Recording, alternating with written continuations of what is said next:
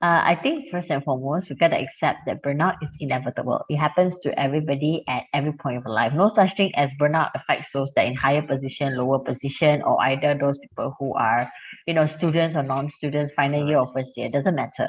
Okay, it happens to everybody.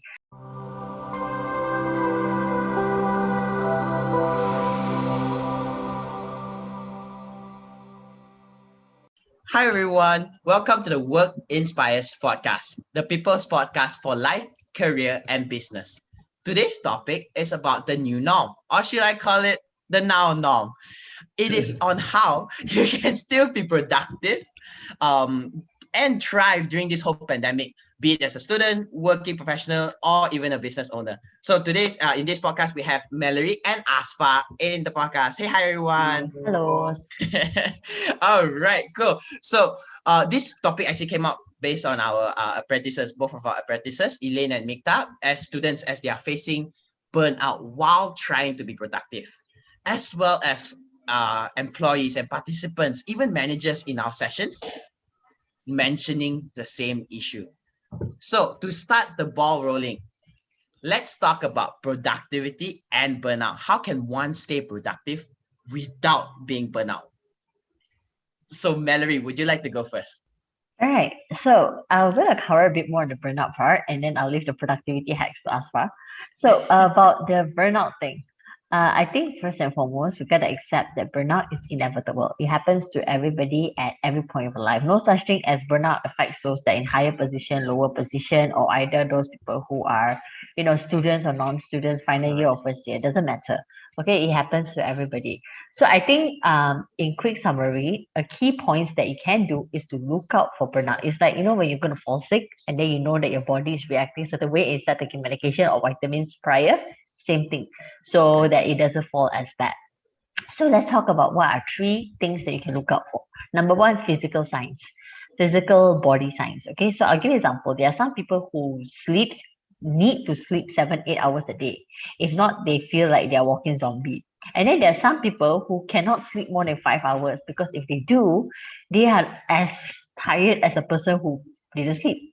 So you know what your body needs and what it needs to. Secondly, same thing like moving around, right? Now with this, apparently chiropractors tend to earn a lot more, or physiotherapists tend to earn more now because everybody's sitting a bit too long and it's injuring everybody's back. So moving around once a while proactively is important as well because those physical movement helps keep your blood circulating. So look out for physical signs. So if you notice that your body is always tired, you notice that you're getting achy and all that, that's probably one sign of burnout. Second is your mental sign of burnout. Mental sign of burnout here, I'm talking about mental tiredness. So, for example, an email that takes 10 minutes to send, you took 30 minutes because you just couldn't think. Like assignment, one paragraph can take you 30 minutes, but it took almost an hour and a half because you said, I have no inspiration. The ideas are not coming to me. It's because you're mentally tired. And last but not least, emotional triggers. So you notice that you are like mood swing all the time, you're sad or fatigued or bipolar in the sense that 1 minute you're happy, the next minute you're sad. So those little changes around you are signs of burnout. So what happens when you notice those signs of burnout? You start taking your vitamin C. So I mean, not literally also should, but Yes. figuratively means that you should start giving yourself sufficient rest, pacing your momentum is slowing things down where you need to slow down, taking more interval rest times and break times to find what works for you again. Take a break if you have to. It's always better to take 1 day rest than to have 1 week of burnout.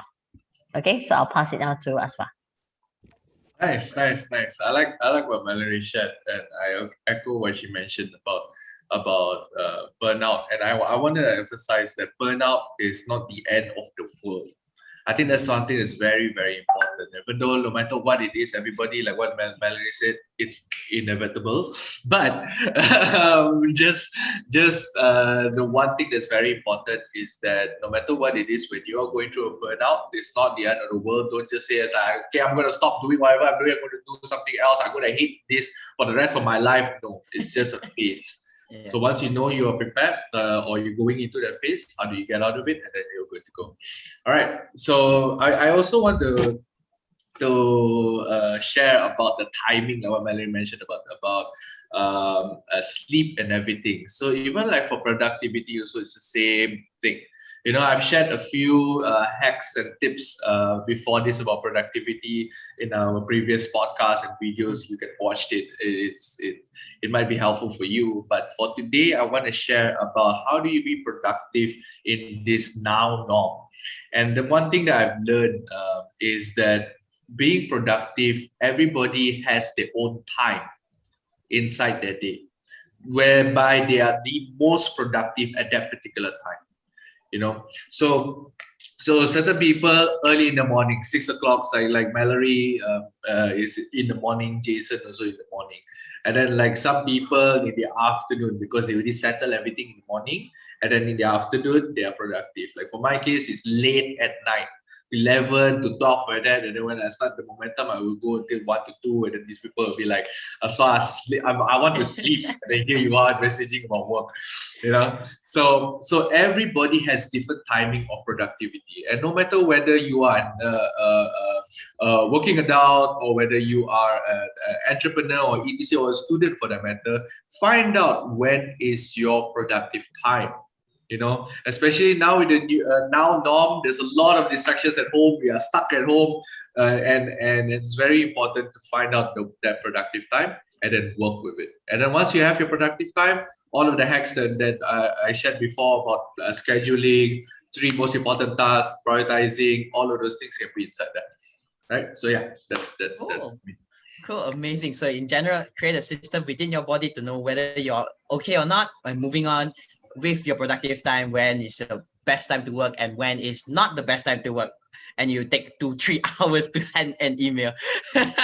So moving on, I think this is the next question. This is like a bonus and a very popular question. So in the topic of productivity and burnout and mental health in general, so in radios as well, they had a very heated debate, which is this: is mental health being abused? The term mental health is it being abused at workplace?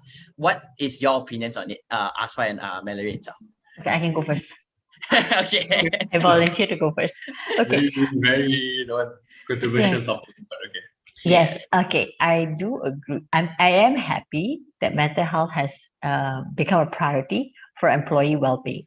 Mm. However, I think I would like to tie this to experiences in generations. Okay, I'll tie this to experiences in generations. Okay, give an example. If you are somebody who in your 50s right now, okay, 50s right now, right? You grew up in the era where most of them are not educated. They decided to SPM or certification level, and then they work their way from ground zero all the way to where they are today. And most of them are the loyalists that will stay in the company forever. Okay, they are the ones that would also be very resilient. They would call themselves resilient because they accepted that they grew up in a hardship era. So they accepted that hardship is part of life and we need to push through no matter what. So them versus today's generation, where we have social awareness, we have mental health topics. It's no longer a taboo. We have, psychology and counseling is part of courses. It's part of natural part of the workplace, right? So people are more open to speak about how they feel. So when you put these two together, one generation will say, or some of them in this generation will say that, hey, you are not being resilient. On the other hand, the opposite happens. Some of them will say that they don't understand they're going through mental health challenges.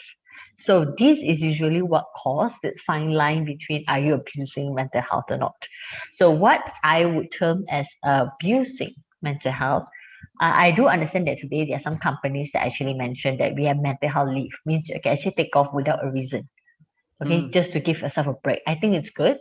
But when you see a person abusing it is by this thing. Back to this physical, mental, emotional thing. Okay, let's just go back to this, right? Number one, using it as physically not willing to make changes. Okay, that means, for example, like, okay, I understand that you're hitting mental health, maybe it's due to the workload. How about we change the way you work? No, I'm refusing to change. So you're not accepting help. Secondly, emotional. So this is where the wall of ego comes up, and they say that, oh no, I don't want to learn. I just need some time off. I just need a break. You're not listening to me. And third, the emotional connection. Emotional connection. You can tell when somebody is faking that I need sympathy versus somebody who is actually going through it. Correct. Yeah, that like the story of the boy cry wolf, same concept.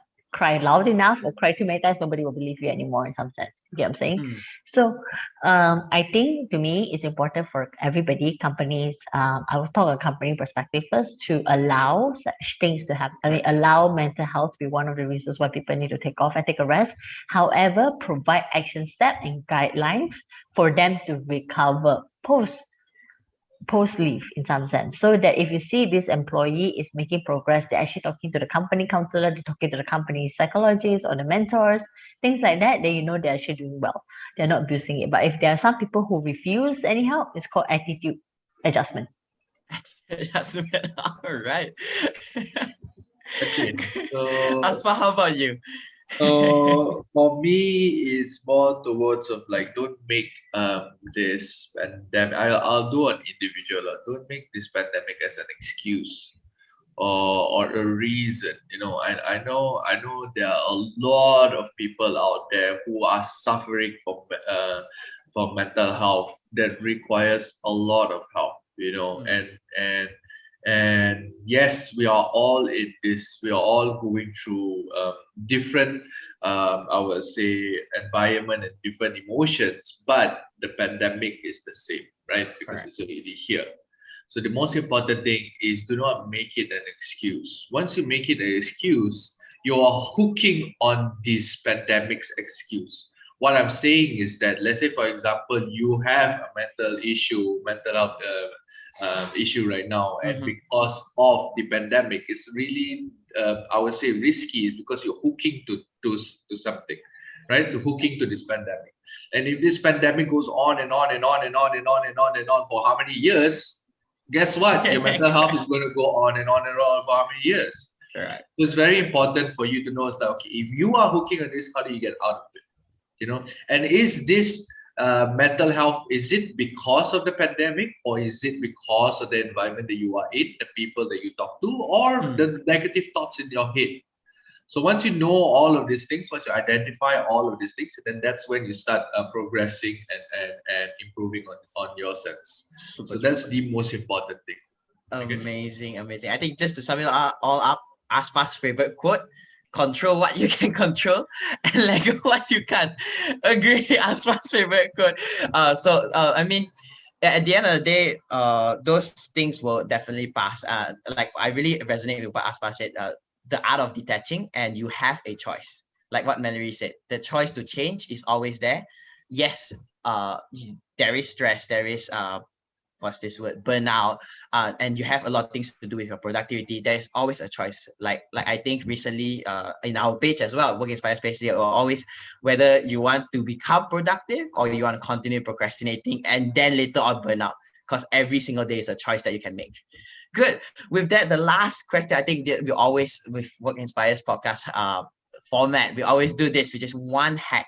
As a leader, how can you ensure like your team, be it you're in a student team manager or even an executive, as a leader yourself, how can you ensure your team productivity and stress is well managed so that they don't burn out, or at least they can continue maintaining that KPI, so per se, or results, despite having that burnout peak season and stuff like that. So let's start with Aspa, since Mallory Oh, has gone twice in a row. that's why I was like waiting for me. I can go first. Okay, Mel, I'm being a gentleman. You go first. You go first. It's okay, I believe in quality. You can go next. You can go first. Quality, let's go. Okay. All right. There I go. I'll go. So for me, it's like what I mentioned just now about the productive time. As a manager or as a leader, you must understand on your employees' productive time. As much as, yes, like I mentioned just now, it's a 9 to 5 job, yes, but you must also understand, even for them also, they would understand, like, okay, yes, I need to work from 9 to 5, yes, but if they say my most productive time is in the morning, then that's when you can, I would say, as a leader, don't micromanage, because you already know when is the productive time. So after morning, then you can find out, okay, what's the updates on this. you know. And it's also very important for as a leader to understand their situation too, because of the new norm right now. Parents are staying at home and all this kind of distractions and everything like that.